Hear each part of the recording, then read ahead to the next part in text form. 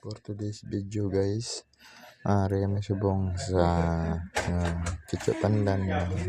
Dapat kami subong sa Maylan. Ay mapabulkit kami sang motor sang ako.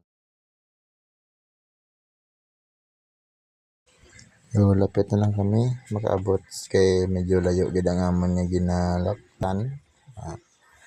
Kay motor daw hindi na gid maidiyahan. Inisla na lang naman ka interior. Hari subong galakad kami para ma-okay kay layo pa yang biyahiyan sa Karabalan, layo pa. Kay gagapon na platan sila, ginbilin lang nila sa babaw.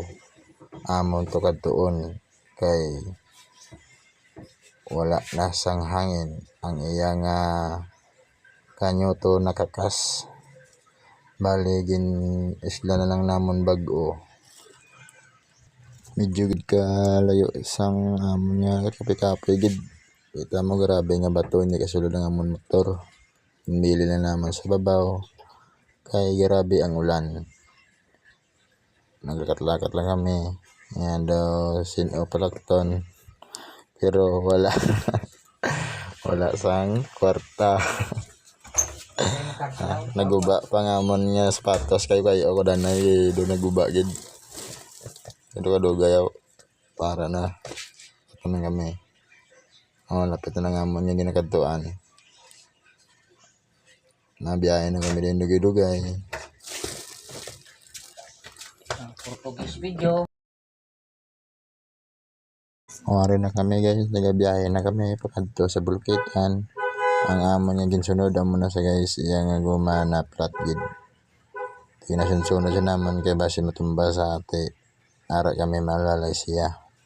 Nagasakay na sa tangke kay guma hindi na gid mayo mag kay base magupi ang aro. Ginahinay lang pa kadto sa Bulkitan.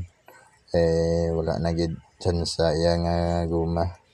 Liswi na.